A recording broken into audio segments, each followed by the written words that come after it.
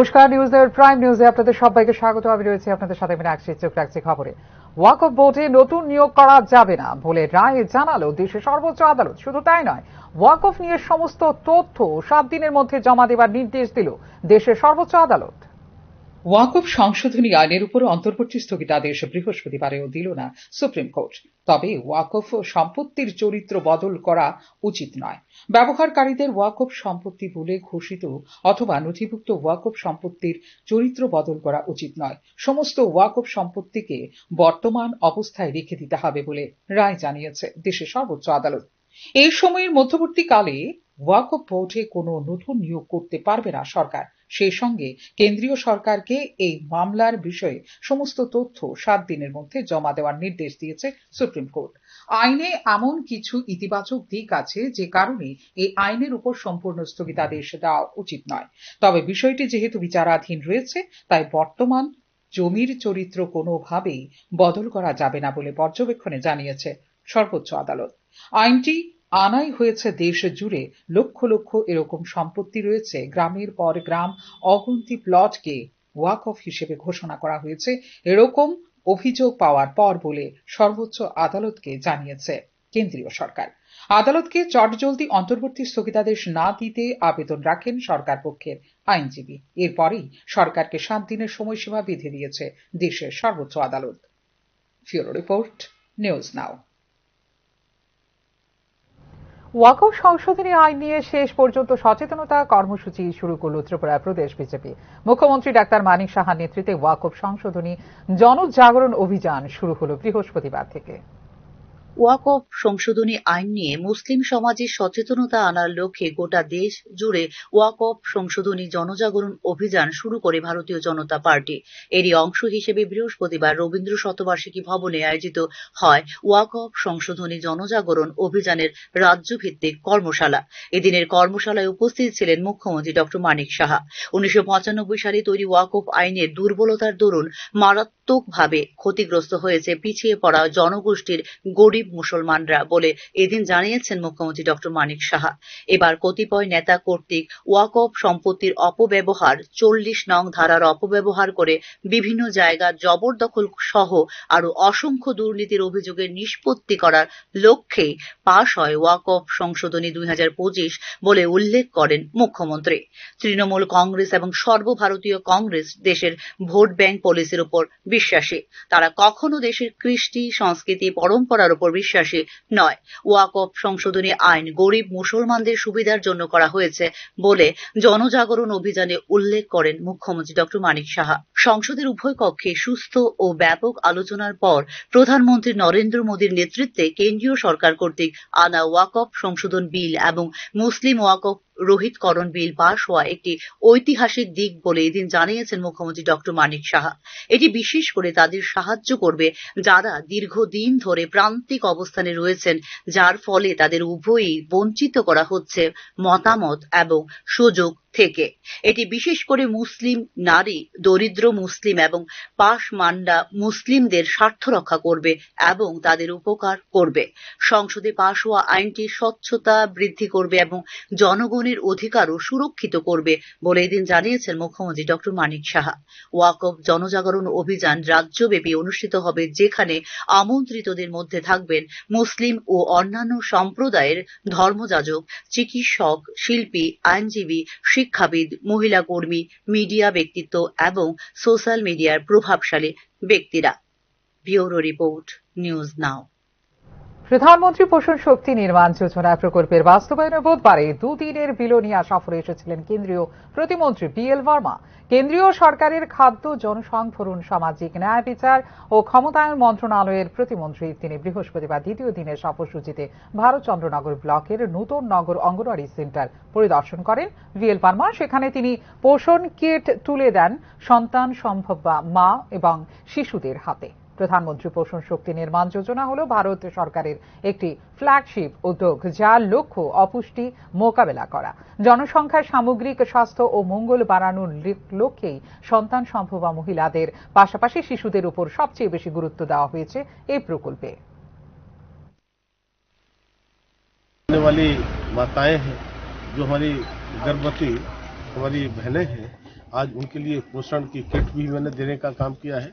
और जिस तरह से इस आंगनबाड़ी केंद्र को सजा करके और उनके साथ साथ पोषण की किट देने के साथ साथ अपने हाथों से उनको मैंने मिठाई खिला करके शुभकामनाएं भी दी हैं कि वो एक अच्छे स्वस्थ बच्चे को जन्म दे करके इस देश के लिए एक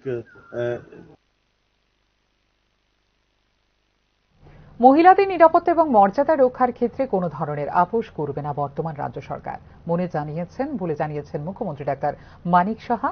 যাত্রীবাহী অটোতে ছাত্রীর সঙ্গে সেক্সুয়াল হ্যারাসমেন্টের ঘটনা ভাইরাল হবার সঙ্গে সঙ্গে অভিযুক্তকে গ্রেপ্তারের প্রেক্ষিতে এই প্রতিক্রিয়া দিয়েছেন মুখ্যমন্ত্রী doctor Manik Saha.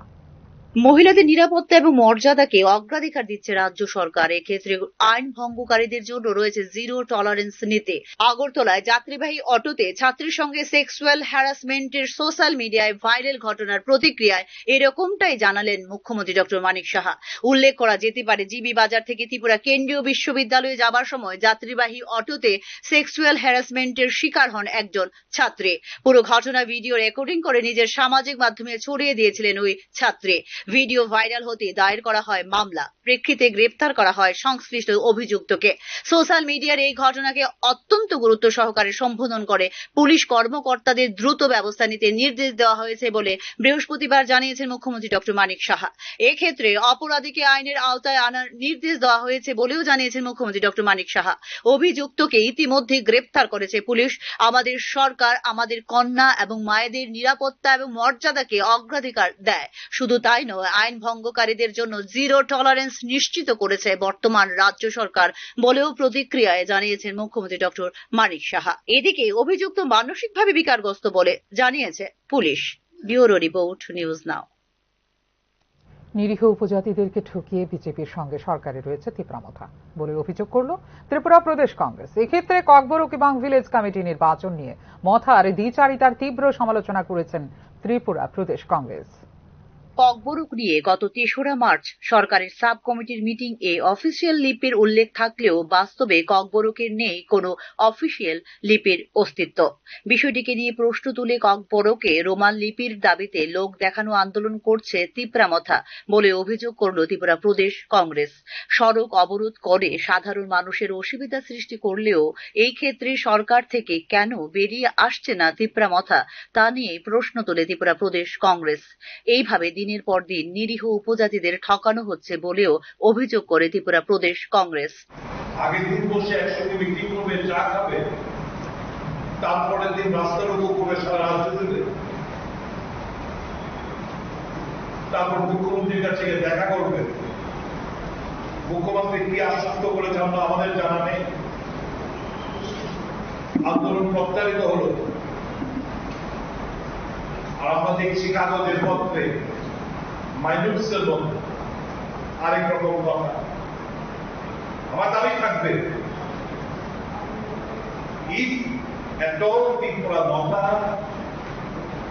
is serious to this demand, after this black and white minutes of the meeting held on 3rd March 2025, Tripura Mata has got no moral authority to be a part and parcel of this government. They should immediately pull out. Village committee নির্বাচনের আগে সংসদ 125তম সংশোধনী বিল পাশ করা প্রয়োজন। এডিসির হাতে অধিক ক্ষমতা দেওয়ার ক্ষেত্রে প্রয়োজন এই বিল পাশ। কিন্তু এক্ষেত্রে বিজেপি বা তীব্রমথা কেউই সংবেদনশীল নয় বলে বৃহস্পতিবার ত্রিপুরা প্রদেশ কংগ্রেস ভবনে আয়োজিত সাংবাদিক সম্মেলনে অভিযোগ করেন বিধায়ক সুদীপ রায় বর্মন। एक तरह से हम मांग कर रहे हैं कि विलेज कमेटी इलेक्शन किया जाए, हम भी डिमांड करते हैं। लेकिन हमारा डिमांड में कितना सा कांग्रेस का जो डिमांड है वो कितना सा जाति गोष्ठी के हित में, हम लोग क्या कर रहे हैं, देर हुआ और थोड़ा देर कर लो। इस बीच इस बिल को पास करो। पास करने से क्या होगा, 3 टायर विलेज कमेटी होगा। So politically more important, socially more important और सबसे खास तौर पर इकोनॉमिकली मोर इम्पोर्टेंट, ज्यादा पैसा फ्लो करेगा विलेज कमेटी और एडीसी। तो ये जो निगत बीजेपी नॉट ককবরক ভাষায় রোমান লিপির দাবিতে সড়ক অবরোধ করলেও গত 4 বছর ধরে ত্রিপুরা উপজাতি স্বশাসিত জেলা পরিষদের অন্তর্ভুক্ত ভিলেজ কমিটির নির্বাচন কেন হচ্ছে না তা নিয়ে কেন চুপ করে রয়েছে সরকারে বিজেপির শরিক তিপ্রামথা তা নিয়ে বরাবরই উঠছে প্রশ্ন। এবার আসন্ন এডিসি নির্বাচনকে রেখে এই বিষয়টিকে সামনে আনতে চাইছে কংগ্রেস সহ অন্যান্য বিরোধী রাজনৈতিক দলগুলি। বিজেপি এবং তিপ্রামথার বদান্যতায় ভিলেজগুলিতে নির্বাচিত কমিটি গঠিত না হওয়ায় অর্থের ব্যাপক লুটপাট হচ্ছে বলেও অভিযোগ বিরোধী রাজনৈতিক দলগুলির। Bureau report, news now. ওয়াকফ নিয়ে অপব্যাখ্যা করছে বিরোধীরা। ওয়াকফ সম্পত্তি দখল করা সরকারের উদ্দেশ্য নয়। রবীন্দ্র ভবনে আয়োজিত সাংবাদিক সম্মেলনে কেন্দ্রীয় সরকারের এই দৃষ্টিভঙ্গির কথা তুলে ধরেন ভারতীয় জনতা পার্টির রাষ্ট্রীয় সচিব অনিল কে অ্যান্টনি। ওয়াকফ বোর্ড স্বায়ত্তশাসিত সংস্থা, এতে স্বচ্ছতা, বিশ্বাসযোগ্যতা এবং যথার্থতার কাছের সুবিধা পৌঁছে দেবার স্বার্থে ওয়াকফ আইন সংশোধন করেছে সরকার ফল বলে জানিয়েছেন ভারতীয় জনতা পার্টির রাষ্ট্রীয় সচিব অনিল কে Antony.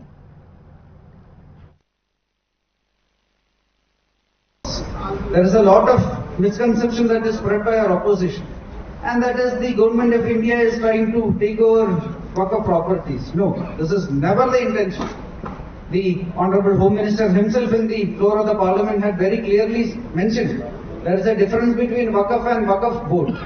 Waqf Board is just it is an organization. It is a statutory organization, a regulatory organization that is just created to administer these Waqf properties.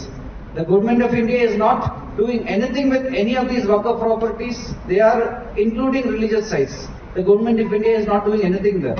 The government is only creating some reforms.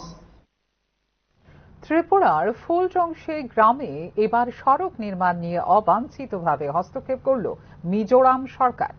থাইদোর পাহাড়ে ত্রিপুরা সরকারের সড়ক নির্মাণের উদ্যোগে আপত্তি জানালো মিজোরাম। রাজ্যের ফুলডুংশে গ্রামের কাছে থাইদোর পাহাড়ে সড়ক নির্মাণের বিষয়টিকে নিয়ে ত্রিপুরা সরকারের কাছে নিজেদের ক্ষোভ প্রকাশ করেছে মিজোরাম। ত্রিপুরার এই অংশটিকে তাদের ভূখণ্ডের মধ্যে বলে দাবি করেছে মিজোরাম। রাস্তা নির্মাণের সর্বশেষ পরিস্থিতি পর্যালোচনা করতে থাইদোর পাহাড় সফর করেছেন মিজোরামের পরিবেশ, বন ও জলবায়ু বিষয়ক মন্ত্রী লালথান সাঙ্গা এবং মিজো জিরলাই পাউল সংগঠন। 2 দিন সমানে সড়ক নির্মাণের সর্বশেষ পরিস্থিতি পর্যালোচনা করেছেন তারা। তবে থাইদোর গ্রাম পরিদর্শনের সময় এই এলাকায় নির্মাণে গুরুত্ব দেওয়া হয়নি আগে বলে স্বীকার করেছেন লালথান সাঙ্গা।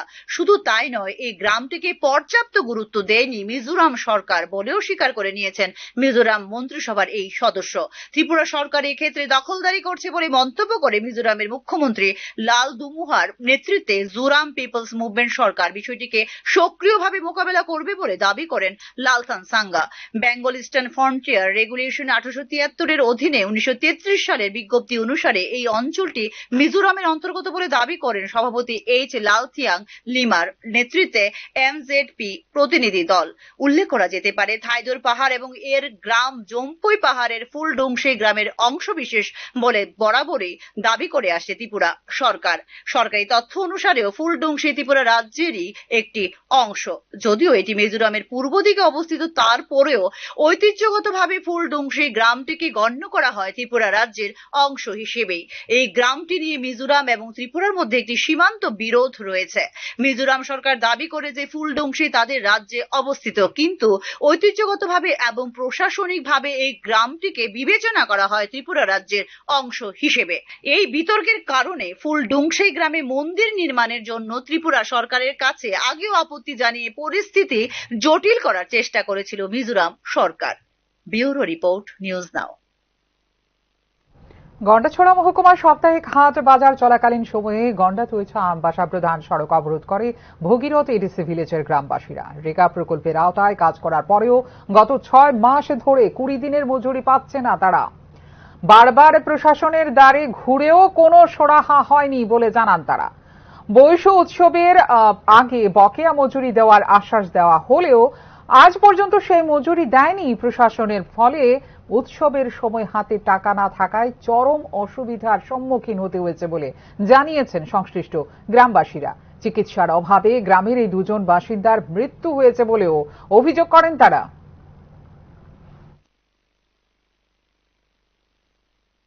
মানে আমরা রেগা টাকা পাই না, বছরের বেশি আমরা 7 মাসের হয়েছে, এখনো পর্যন্ত আমরা রেগা অনেকে আছে 20 লেবা, অনেকে আছে 40 লেবা, তারাও পাই না, মানে রেগা টাকাও পাই না, লেতন টাকাও পাই না। শুধু 6 মাস 7 মাস হয়েছে, আমরা 11 তারিখ 12 তারিখ পর্যন্ত এই ভিতরে টাকা ঢুকাইব কইছে, এখনো পর্যন্ত ঢুকি না। এটা লাগে আমরা রাস্তা অবরোধ করে, রেগা টাকা না পাইলে আমরা সারাদিন এখানে থাকবো। পুলিশ কনস্টেবল নিয়োগ প্রক্রিয়ায় অপেক্ষমাণ তালিকা প্রকাশের দাবি জানিয়েছেন পরীক্ষার্থীরা। অপেক্ষমাণদের তালিকা প্রকাশের জন্য সংশ্লিষ্ট দপ্তরের মন্ত্রী তথা মুখ্যমন্ত্রীর কাছে আবেদন জানিয়েছেন পরীক্ষার্থীরা। 2022 সালে পুলিশ কনস্টেবল পদে নিয়োগের বিজ্ঞপ্তি জারি করা হয়েছিল। পরবর্তী সময়ে ধাপে ধাপে তাঁদের লিখিত, শারীরিক এবং মৌখিক পরীক্ষা নেওয়া হয়েছিল। কিছুদিন পূর্বে পুলিশ কনস্টেবলের মেধা তালিকা প্রকাশ করা হয়েছে, কিন্তু তাতে দেখা গেছে বিভিন্ন পরীক্ষার মাধ্যমে চাকুরি পেয়েছেন অনেকেই। তাই যারা নির্ধারিত তারিখে চাকুরিতে যোগদান করবেন না, তাদের নাম বাদ দিয়ে অন্যান্যদের চাকুরি সুযোগ করে দেবার আবেদন জানিয়েছেন অপেক্ষমাণরা।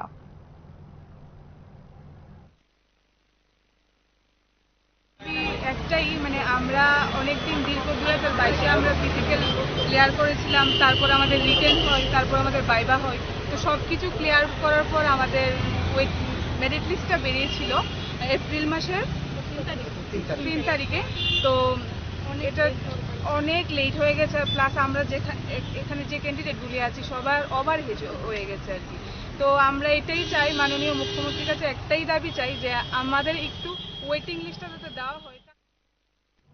নিয়ে নিচ্ছে একটা ছোট্ট বিজ্ঞাপন বিরতি। বিরতির পর ফিরে আসবে অন্যান্য খবরের সঙ্গে থাকবেন। আপনি দেখছেন নিউজ নাও, আমরা জানি কোনটা খবর। প্রথম আলো এলো শুদ্ধ সকাল, শুদ্ধ সলিলে আজ বাজালো ত্রিতাল, মন্দিরে শুদ্ধ পূজার ধ্বনি, অগ্নি শুদ্ধ হলো সিঞ্জিনী, পরিণীতা নারী তুমি অনুপমা, শুদ্ধ সোনায় সাজো হে নিরুপমা। শুদ্ধতার স্বর্ণ মন্দির, কালিকা জুয়েলার্স, আগরতলা। একটু চেষ্টাতেই দুল লেগে যায় নববধূর কানে, একটু চেষ্টাতেই মানিয়ে নেওয়া যায় বিবাহিত জীবনে। নানা অনুভূতি জড়ানো বিয়ের গয়না, শ্যাম সুন্দর কোম্পানি জুয়েলার্স। আপনি দেখছেন নিউজ নাও, আমরা জানি কোনটা খবর। বিরতির পর স্বাগত। চোখ রাখছে অন্যান্য খবরে। টেন্ডার নিয়ে অশান্তির আঁচ কৈলাসহর পিডব্লিউডি দপ্তরে। এ নিয়ে বৃহস্পতিবার দিনভর টান উত্তেজনা বিরাজ করে কৈলাসহর পিডব্লিউডি অফিস এলাকা সহ গোটা শহর এলাকায়। অবাঞ্ছিত ঘটনা রুখতে গোটা এলাকায় মোতায়েন রয়েছে সিআরপিএফ, টিএসআর সহ বিশাল পুলিশ বাহিনী। পরিস্থিতি তদারকি করছেন ঊনকোটি জেলার অতিরিক্ত পুলিশ সুপার, ডিএসপি সহ কৈলাসহর থানার ওসি। আনুমানিক 66 লক্ষ টাকার কাজের টেন্ডার ড্রপ করার শেষ দিন ছিল বৃহস্পতিবার।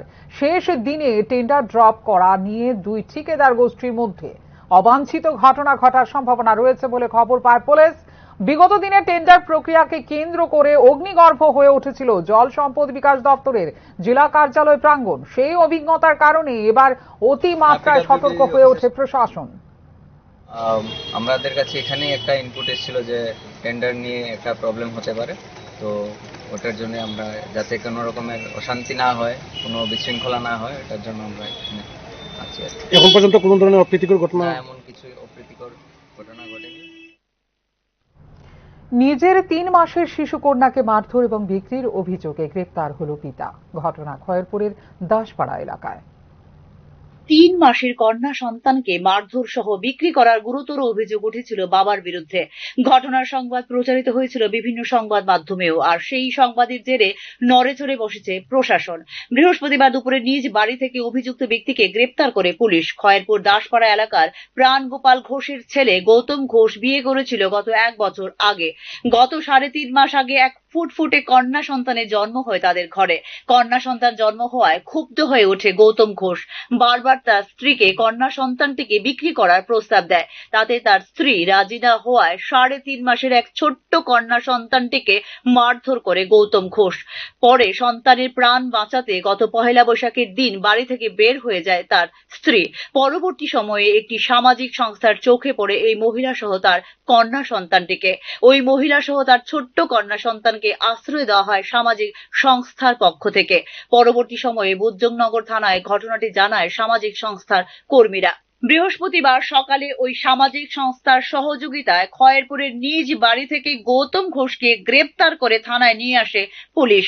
পরবর্তী সময়ে রাজধানী আগরতলা শহরের রাধানগরের একটি বেসরকারি হোমে গিয়ে ওই শিশুটির মায়ের সাথে কথা বলে রাজ্য শিশু সুরক্ষা ও অধিকার কমিশন এবং ডিস্ট্রিক্ট চাইল্ড প্রোটেকশন ইউনিটের আধিকারিকরা।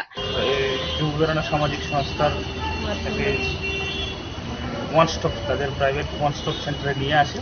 তা আমরা খবরের মাধ্যমে আমাদের টিসিপিসিআর শিশু সুরক্ষা কমিশন খবর পায় এবং সঙ্গে সঙ্গে আমরাও